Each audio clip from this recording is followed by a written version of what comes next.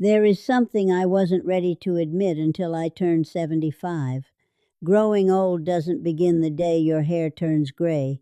It doesn't begin the day you retire. And it certainly doesn't begin the day your doctor quietly mentions a condition you've only heard other people talk about. No. Old age truly begins the moment you realize you can no longer live the way you once did. For most of my life, I believed I would be prepared for this season. I spent nearly 40 years as an elementary school teacher. My mornings were filled with the laughter of children, stacks of homework waiting on my desk, and endless conversations with parents who wanted the very best for their sons and daughters. I raised two wonderful children, cared for my aging parents when they needed me most, and built a warm, comfortable home with my husband, a home I believed would always be filled with familiar voices and everyday noise. I imagined retirement as nothing more than a slower version of the life I already knew. I pictured long afternoons with a good book, quiet mornings tending flowers in the garden, evening walks through the neighborhood, and weekends spent watching my grandchildren grow. I thought life would simply become less busy, but still wonderfully familiar. Life, however, rarely unfolds according to our plans. After my husband passed away, the house seemed to grow larger overnight. Nothing had actually changed. The walls were still the same. The furniture hadn't moved. His favorite chair still sat beside the window where the afternoon sunlight always reached first. Yet every room felt different. The silence was louder than any sound I had ever heard. At first I couldn't bear it. I left the television on for hours, even when I wasn't watching. I played the radio while cooking dinner for one. Sometimes I found myself walking from room to room for no reason at all, simply trying to escape the stillness. I believed the silence was my enemy. I believed it was proof that life had taken more from me than it had left behind. But one quiet evening, after months of trying to outrun that emptiness, I sat by the living room window and did absolutely nothing. No television, no music, no distractions. For the first time in a very long while, I simply listened. I heard birds settling into the trees outside. I heard the old clock in the hallway marking each passing second. I heard my own breathing, calm and steady. And somewhere in that silence, I realized something that would change the rest of my life. Perhaps the silence wasn't trying to hurt me. Perhaps it was trying to teach me. That evening became the beginning of a journey I never expected to take. Not a journey toward becoming younger. Not a journey toward reclaiming the life I had lost, but a journey toward accepting the life that was still waiting for me. Looking back now, I can honestly say there were 6 difficult truths that slowly transformed the way I experienced growing older. None of them were easy to accept. Some of them broke my heart. Some of them humbled me. But every one of them eventually brought me a kind of peace I had spent my entire life searching for. The first truth was this: you must learn how to slow down. For many years I wore busyness like a badge of honor. I was always moving, always planning, always helping someone. Even after retirement, I kept filling every hour with errands, volunteer work, family visits, and endless little projects around the house. If I wasn't busy, I felt guilty. If I sat still for too long, I wondered whether I was wasting time. Without realizing it, I had tied my value to my productivity. Then my body quietly began asking me to live differently, not dramatically, not all at once. It started with little things. The grocery bags felt heavier than they used to. Climbing the stairs required an extra pause. Gardening for an entire afternoon left my back aching for 2 days instead of 2 hours. At first, I refused to accept it. I walked faster than my legs wanted. I lifted more than I should have. I insisted on doing everything exactly the way I always had. I kept telling myself, I'm just having an off day. But those off days slowly became ordinary days. I remember one Saturday morning when I decided to clean the entire house from top to bottom, just as I had done countless times before. By early afternoon, I was exhausted, not the satisfying kind of tired that follows a productive day. This was different. My knees throbbed, my shoulders burned. I sat down on the edge of my bed, completely drained, and for the first time I allowed myself to ask a question I had been avoiding. What if my body isn't asking me to work harder? What if it's asking me to live differently? That question stayed with me for weeks. Little by little, I stopped rushing. Instead of cleaning the whole house in one day, I cleaned one room at a time. Instead of hurrying through my morning walk, I noticed the flowers blooming along the sidewalk.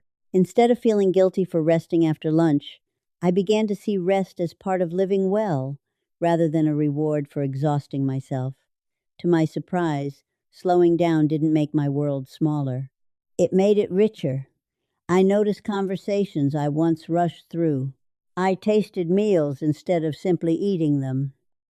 I watched sunsets that I would have missed when I was younger because I was too busy crossing another task off my list.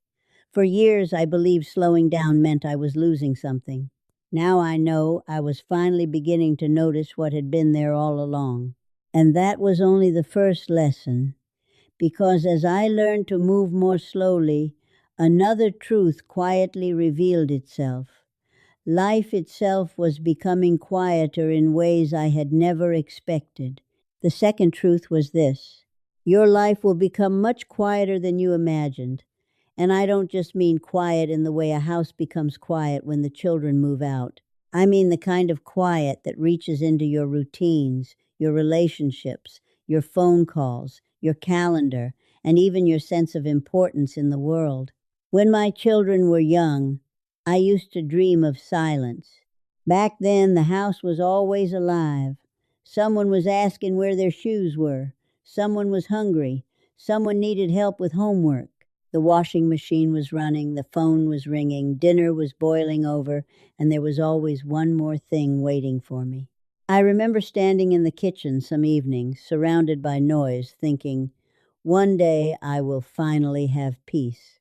And then one day I did. But it did not feel like peace at first. It felt like absence. My children had their own homes, their own families, their own problems, their own busy lives. They loved me. I never doubted that. But love does not always mean constant presence. That was hard for me to accept. There were days when the phone did not ring. There were Sundays when no one stopped by. There were holidays when everyone was trying their best, but nothing felt quite like it used to. I would make a cup of tea, sit at the kitchen table, and listen to the refrigerator hum. Sometimes that sound felt like the only thing keeping me company. For a while I took the quiet personally. I wondered if I had become less important. I wondered if I had given too much of myself to people who had simply moved on. I wondered if this was how a person slowly disappeared while still being alive. That is a frightening thought when you are older, because younger people often think loneliness means having no one. But sometimes loneliness means having people you love very much, while understanding that their lives no longer turn around yours. That kind of loneliness is more complicated. It is not abandonment. It is not cruelty. It is simply life moving forward in different directions. And at first, I fought it. I called too often. I waited for invitations. I counted how many days had passed since someone visited. I measured love by frequency. If someone called twice in 1 week, I felt remembered. If they went 10 days without calling, I felt forgotten. That was a painful way to live, because I had placed my peace in the hands of other people's schedules. Then one afternoon I was sitting alone in my garden. The house was quiet behind me. The street was quiet in front of me. No one was coming over. No one had called. And yet, for reasons I still cannot fully explain, I did not feel abandoned that day. I noticed the breeze moving through the leaves. I noticed the warmth of the sun on my hands. I noticed how peaceful the world could be when I stopped demanding that it entertain me. That was the first time I wondered whether quietness was not the same thing as emptiness.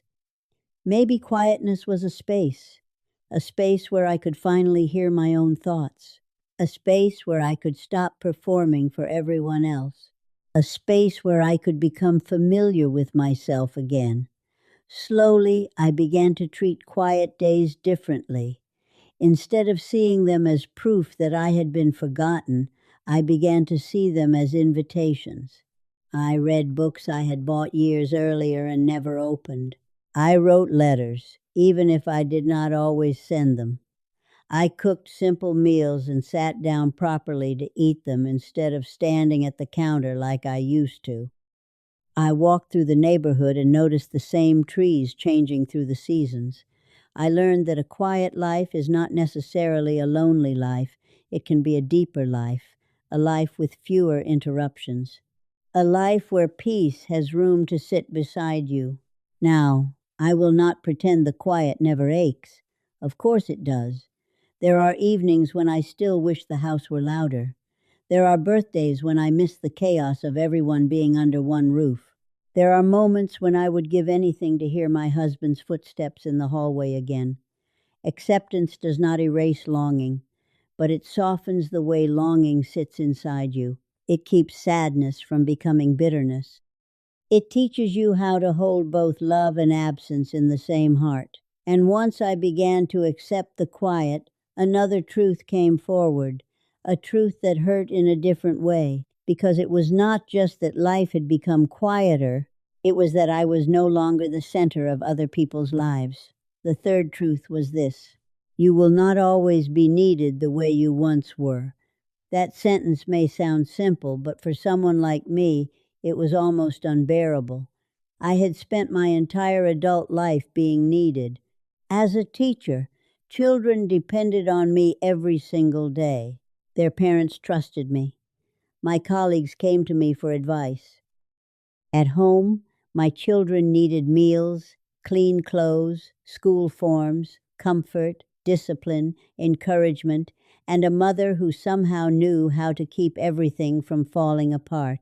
My parents needed me when their own strength began to fade. My husband leaned on me in ways I did not fully understand until after he was gone. For decades, I was the person people called, the person people asked, the person people expected to know what to do. And I did know what to do, most of the time anyway. I knew how to calm a crying child.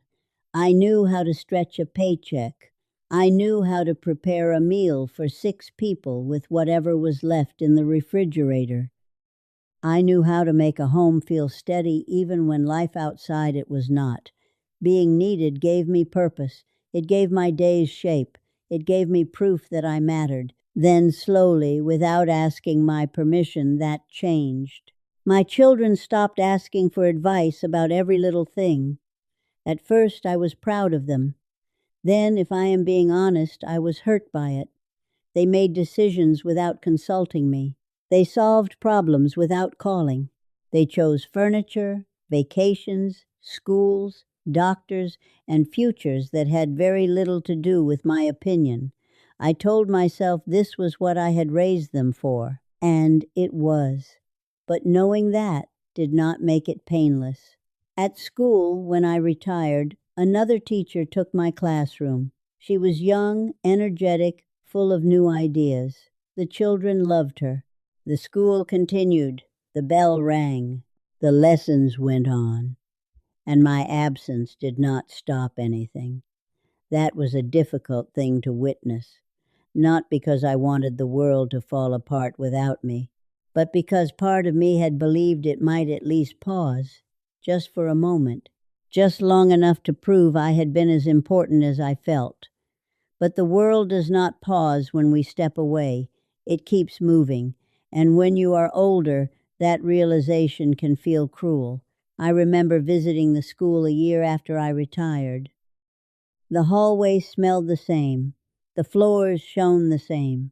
Children's artwork still covered the walls, but most of the faces were new. A little boy ran past me without looking up. A teacher I did not recognize smiled politely and asked if she could help me. For almost 40 years, that building had been a place where I belonged. That day, I felt like a visitor. I went home and cried in my car before I even pulled out of the parking lot. Not because anyone had been unkind. That almost made it worse. No one had done anything wrong. Life had simply moved forward. And I had to decide whether I was going to spend the rest of my years trying to force myself back into roles that were already complete. For a long time, I did try. I offered advice when no one asked. I corrected small things in my children's homes. I volunteered for more than my body could manage. I said yes to every request because I was afraid that if I stopped being useful, I would stop being loved. That fear exhausted me. It made me sensitive. It made me resentful. It made me hear rejection in places where there was only independence. The turning point did not come through some grand revelation. It came one ordinary afternoon when my daughter called just to talk. Not because she needed help. Not because something was wrong. Not because she wanted advice. She simply wanted to tell me about her day. And while I listened, I realized I had been so busy trying to be needed that I had almost missed the beauty of simply being included. There is a difference. Being needed can make you feel important.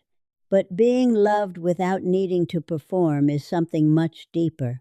That day, I began to understand that my worth could not remain tied to how useful I was, because usefulness changes, roles change, energy changes. But the value of a human life is not supposed to rise and fall with productivity. I was still myself when no one needed dinner. I was still myself when no child waited at my classroom door. I was still myself when my advice was not requested. I was still worthy when I was simply sitting in a chair by the window, watching the light move across the floor. That realization did not come easily. Some days, I still miss being the person everyone turned to. I miss the noise of purpose. I miss the feeling of being necessary. But I no longer confuse being less needed with being less valuable. And that one distinction saved me from so much bitterness. Because if you live long enough, you will eventually have to release the version of yourself that was built around responsibility. You will have to learn who you are when the world stops asking so much from you, and that can feel like a loss at first. But if you let it, it can become freedom, a quiet, unfamiliar freedom. The freedom to exist without proving, the freedom to love without managing, the freedom to rest without guilt. And once I stopped fighting to remain central in everyone else's life, another door opened. I began looking back at my own life more honestly, not just with pride, not just with gratitude, but with regret too. The fourth truth was this: if you live long enough, you will eventually look back on your life with both pride and regret. When I was younger, I believed regret belonged only to people who had made terrible mistakes. I couldn't have been more wrong. Regret is not reserved for failures. Sometimes it belongs to people who did everything they could. Sometimes it belongs to loving mothers, faithful wives, hard-working fathers, honest people who simply had to make impossible choices. As the years passed, I found myself remembering moments I hadn't thought about in decades. Little moments, ordinary moments, the kind that seem insignificant while you're living them, but somehow become unforgettable years later. I remembered turning down opportunities because I was afraid. I remembered saying yes when my heart wanted to say no. I remembered working through weekends instead of taking my children on small adventures they had begged for. I remembered conversations I postponed because I assumed there would always be another chance. Some of those chances never came. For a while, those memories became heavy. Whenever I couldn't sleep, they visited me one after another. What if I had been braver? What if I had worried less? What if I had chosen differently? Those questions can become dangerous because they have no answers, only endless possibilities that never existed outside our imagination. One rainy afternoon, while sorting through old boxes in the attic, I found a notebook I had kept in my early 20s. Inside were pages filled with dreams, places I wanted to travel, books I hoped to write, skills I wanted to learn. I smiled as I read them. Then I cried. Not because none of them happened, some actually did, but many never had the chance. For several days I carried that notebook around the house. Every time I opened it, I found another reason to criticize the younger version of myself. Why didn't you try harder? Why did you settle? Why were you so afraid? Then one morning, as I sat on my porch with a cup of coffee, another thought quietly entered my mind. What if that young woman deserved kindness instead of criticism? She didn't know what I know now. She couldn't see 40 or 50 years into the future. She made decisions with the knowledge, courage, and responsibilities she had at the time. She wasn't weak. She wasn't foolish. She was simply living one day at a time, just as all of us do. That realization changed the way I looked at my past. Instead of asking why my younger self had failed me, I began thanking her. She worked hard enough to give me this peaceful morning. She endured difficult seasons I barely remember now. She loved imperfectly, but sincerely. She made sacrifices because she believed they mattered. Maybe she didn't fulfill every dream, but she built a meaningful life, and perhaps that was enough. Regret became lighter after that. It never disappeared completely. I still wonder what certain roads might have looked like. I still miss opportunities that quietly slipped away, but I no longer use those memories as evidence that my life was incomplete. Instead, they remind me that I lived. Only people who care deeply accumulate regrets. Only people who love deeply wonder whether they could have loved better. Only people who truly lived look back with questions. Regret stopped being a prison. It became a teacher. It reminded me to be gentle with the person I used to be. And strangely enough, once I learned to forgive my younger self, I found it much easier to forgive everyone else as well, because I realized we are all making decisions with incomplete information. None of us gets to live life twice. We simply do the best we can with the heart and wisdom we have in each season. That understanding made my heart softer. It also prepared me for the fifth truth, a truth I once thought belonged only to stubborn old people. Now I understand it belongs to anyone who has finally learned the value of peace. The fifth truth was this: you will eventually choose peace over pleasing everyone. If someone had told me this when I was 40, I probably would have laughed. Back then, I wanted everyone to be happy. I wanted everyone to approve of me. I wanted to avoid conflict at almost any cost. If someone asked for help, I immediately said yes. If someone criticized me, I spent days wondering what I had done wrong. If two people argued, I somehow felt responsible for fixing it. Looking back, I realize how exhausting that way of living truly was. I carried burdens that were never mine. I apologized for things I hadn't done. I worried about opinions that disappeared from other people's minds long before they disappeared from mine. Age has a quiet way of changing your priorities, not because older people become selfish, but because time becomes visible. When you are young, tomorrow feels unlimited. You believe there will always be another weekend. another holiday, another birthday, another chance. As the years pass, you begin to understand that time is not something stored safely in the future. It is something quietly leaving you every single day. That realization changes everything. One afternoon, a neighbor invited me to a gathering I honestly did not want to attend. Years ago, I would have gone anyway. I would have smiled politely, stayed longer than I wanted, come home completely drained. This time, I thanked her warmly and declined. She seemed surprised. For a brief moment, I wondered if I should change my mind.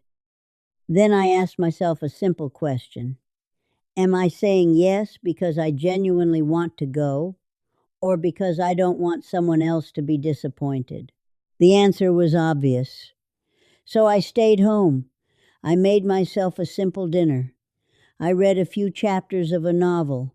I watched the sunset from my porch. And that ordinary evening brought me more happiness than many crowded events ever had.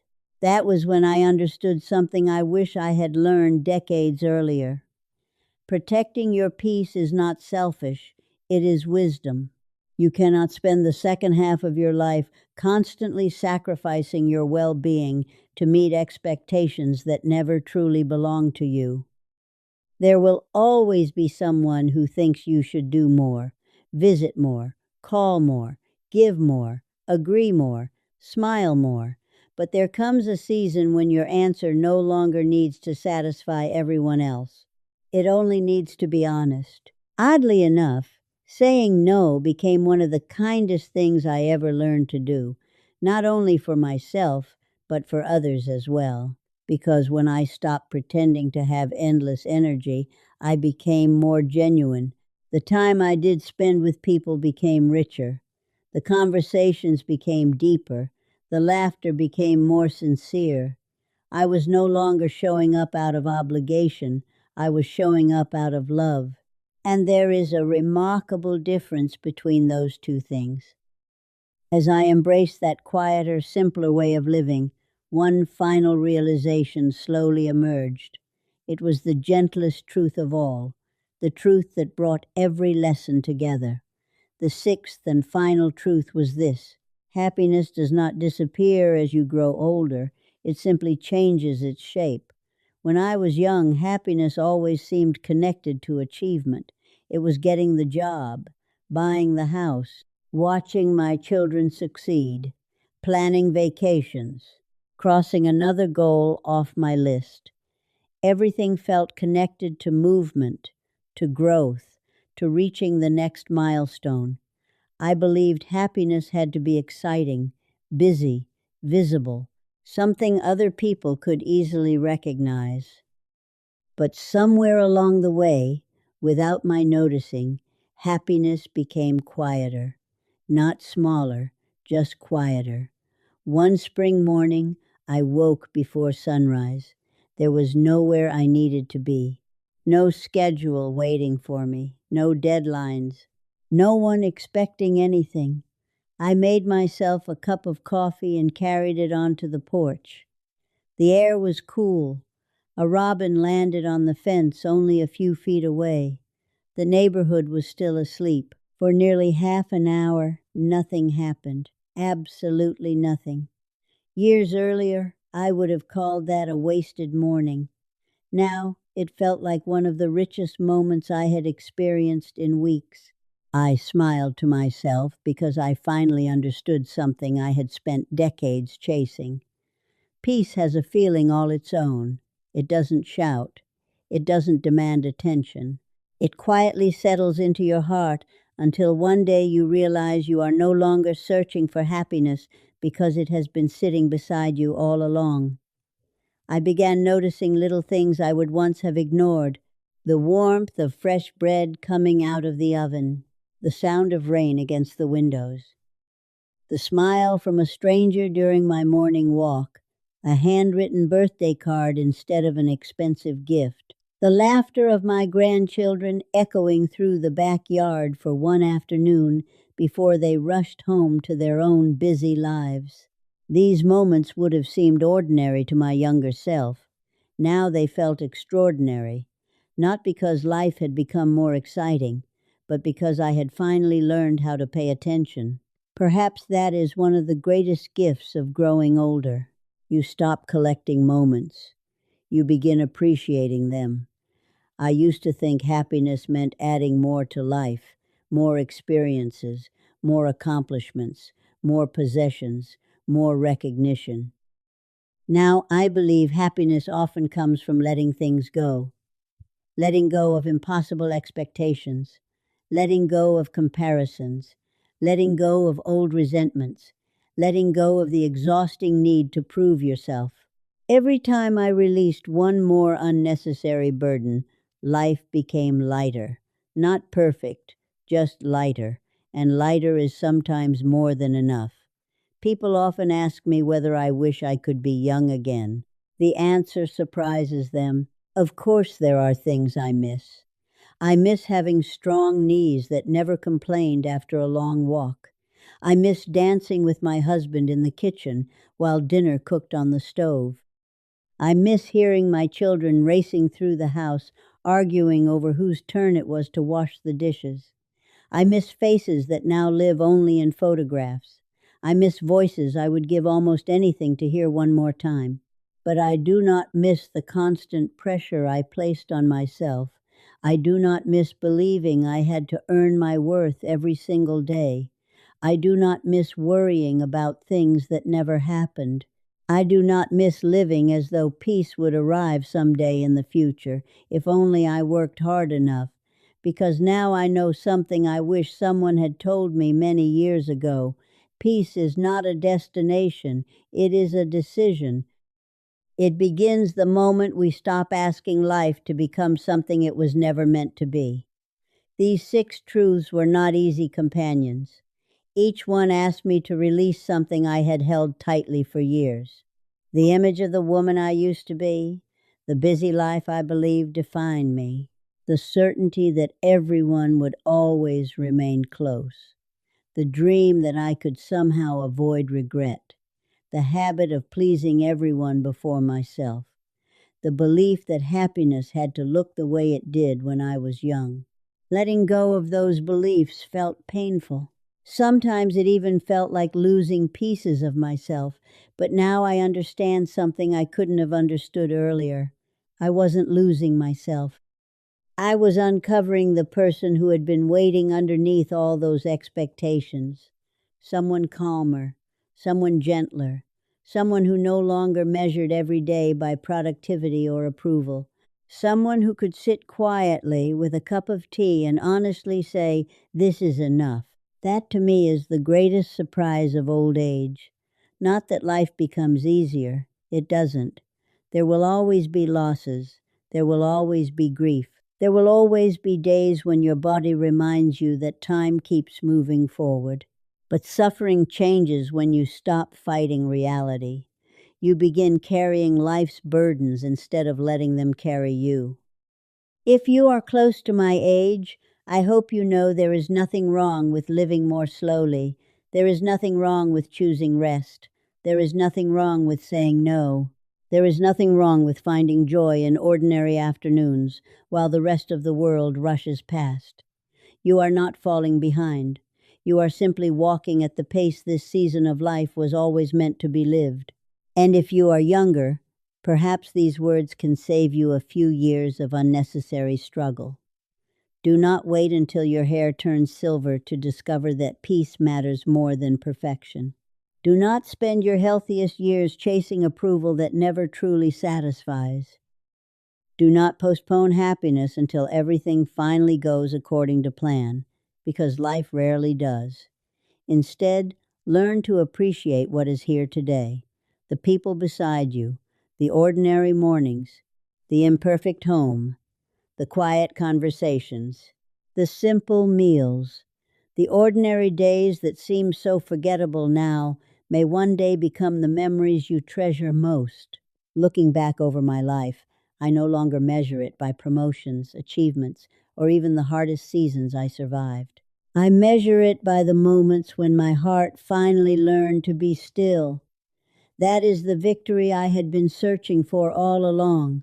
Not more success, not more recognition, not even more time.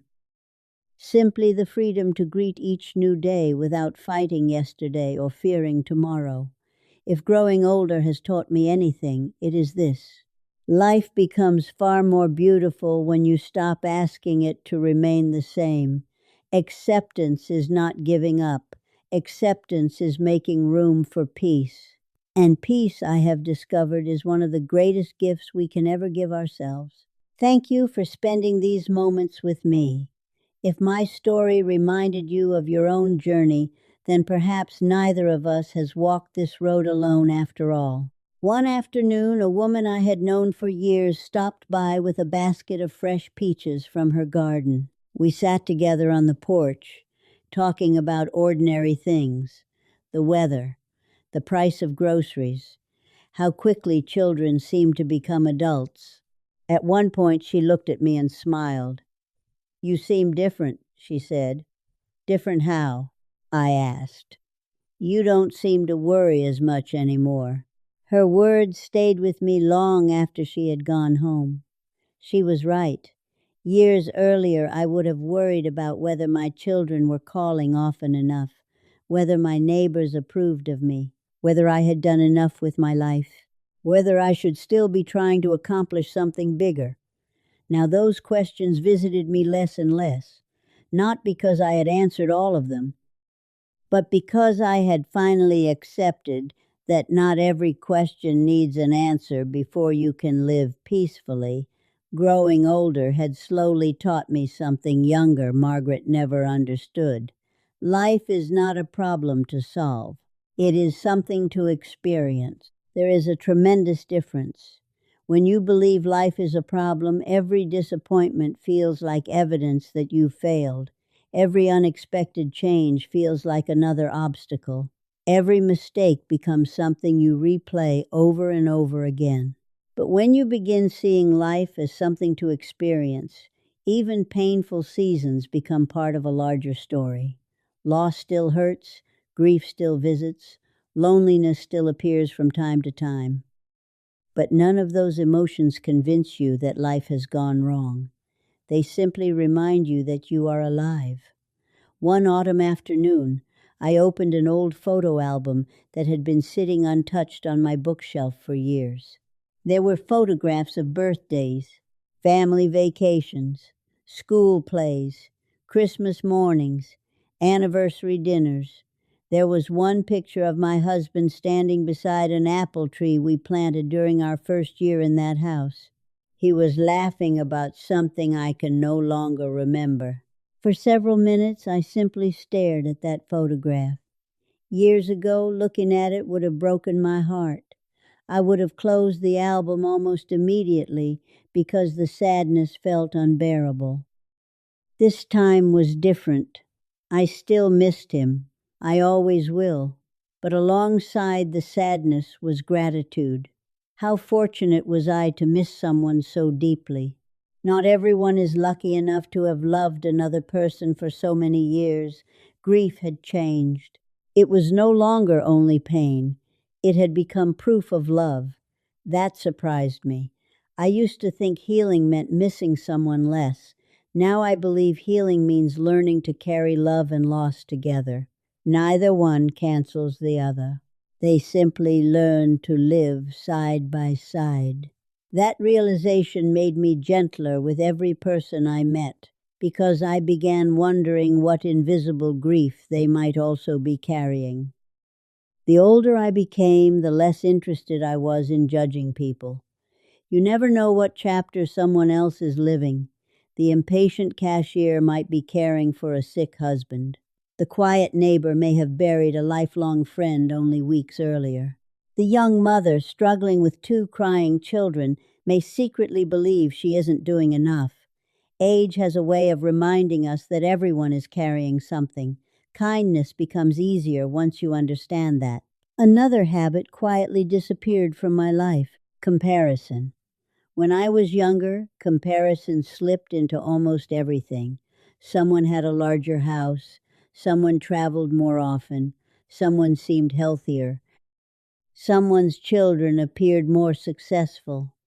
There was always another standard waiting to convince me I wasn't doing enough. I wasted years measuring my life against lives I barely understood. What a lonely way to live. Comparison steals joy because it refuses to let gratitude speak. Eventually, I stopped asking whether my life looked impressive. I began asking whether it felt meaningful. Those are completely different questions. An impressive life can still feel empty. A simple life can feel incredibly rich. Today, my happiest mornings are wonderfully ordinary. I water the flowers, I wave to the neighbors, I read a few pages of a good book. Sometimes I bake bread simply because I enjoy the smell filling the house. Sometimes I sit by the window with no intention other than watching the light move across the floor. Many people would call that uneventful. I call it peaceful. Peace used to sound boring to me. Now it feels like one of life's greatest luxuries. If I could sit across the table from my younger self, I don't think I would give her complicated advice. I wouldn't tell her how to avoid every mistake. I wouldn't hand her a list of perfect decisions. Instead, I would simply take her hands and say, "You don't have to rush so much. You don't have to carry everything. You don't have to earn your worth every single day. And one day, you'll discover that the quiet moments you hardly notice now will become the moments you treasure most." Perhaps that is what wisdom really is, not knowing everything, but finally understanding what truly matters. As I sit here today, watching another evening settle gently outside my window, I no longer wish I had lived a perfect life. I simply feel thankful that I lived a real one, a life filled with laughter and tears, victories and disappointments, love and heartbreak, hope and uncertainty. Every chapter helped shape the woman I eventually became. And despite all the hardships, I would not trade the peace I have today for the certainty I spent so many years chasing, because certainty is impossible. Peace is possible. That, more than anything else, is what growing older has taught me. Not how to avoid pain, but how to stop letting pain keep me from seeing the beauty that still surrounds me. If these words have reminded you of your own journey, I hope you'll carry one simple thought with you after today. No matter how old you are, no matter what you've lost, no matter how different life looks from what you once imagined, there is still room for gratitude. There is still room for purpose. There is still room for joy. And perhaps, most importantly of all, there is still room for peace. As I have grown older, I have also discovered something unexpected. Peace is contagious. When your heart becomes calmer, the people around you often become calmer too. Years ago, whenever one of my children called with a problem, I immediately tried to solve it. I interrupted. I offered advice before they finished speaking. I searched for answers they hadn't even asked me to find. I thought that was what love looked like. Now I listen more than I speak. Sometimes people don't need solutions.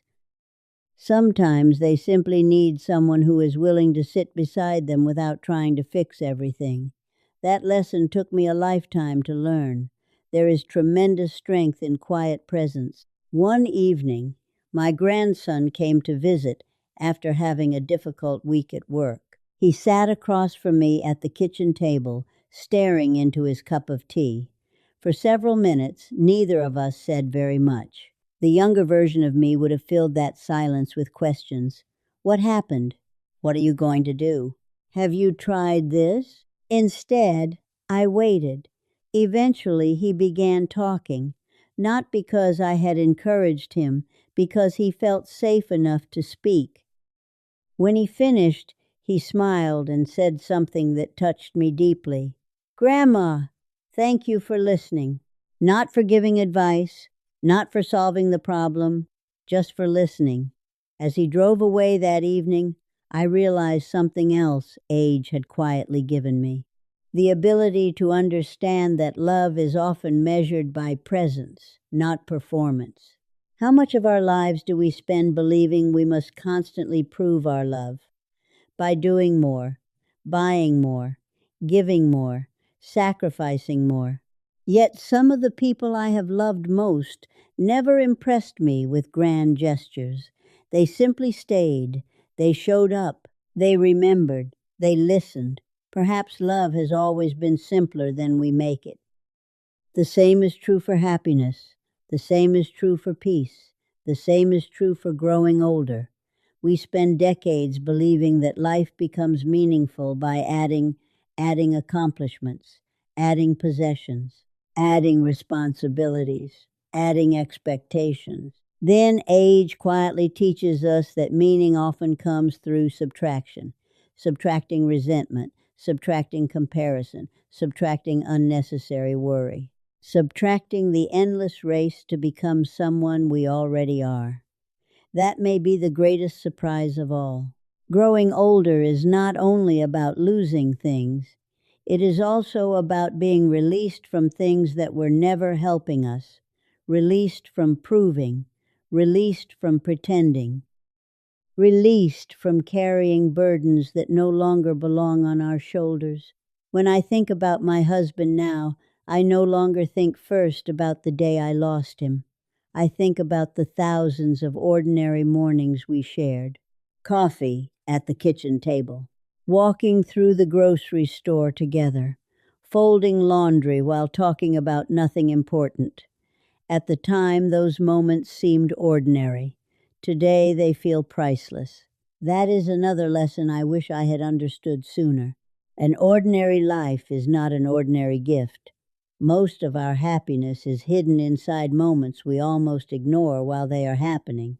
We keep waiting for extraordinary memories. Meanwhile, life quietly hands us beautiful, ordinary ones every single day. Now, whenever I wake up in the morning, I try to begin with one simple question. What is already good about today? Some mornings the answer is easy. The sunshine, the birds outside my window, a phone call from my daughter, fresh flowers blooming in the garden. Other mornings the answer is much smaller. I woke up. I can still make my own breakfast. I can still walk outside. I can still enjoy this cup of coffee. Those answers are enough. Because gratitude does not depend on having a perfect life. It depends on noticing the life you already have. If I have learned anything after all these years, it is that peace rarely arrives all at once. It comes quietly, one acceptance at a time, one forgiven regret at a time, one released expectation at a time, one ordinary morning at a time. Looking back now, I no longer believe these 6 truths were hardships sent to discourage me.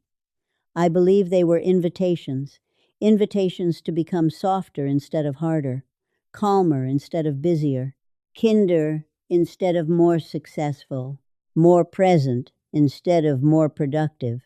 And perhaps that is the greatest transformation of growing older. You stop asking whether life is giving you enough. You begin asking whether you have noticed enough. There is an enormous difference, because once you begin noticing, the world has been quietly offering you peace all along. It was never hidden.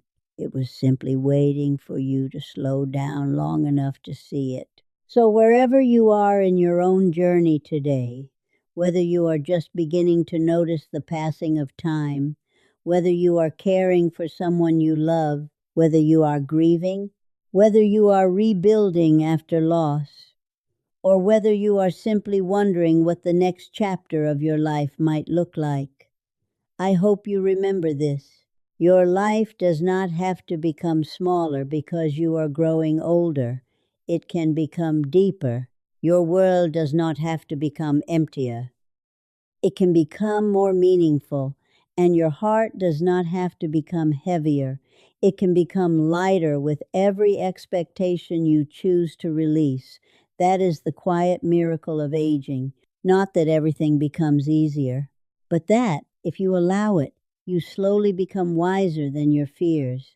And one day, almost without noticing, you wake up, open the curtains, take a slow breath, smile at another ordinary morning, and realize that after spending so many years searching for happiness everywhere else, you have finally found it at home, within yourself.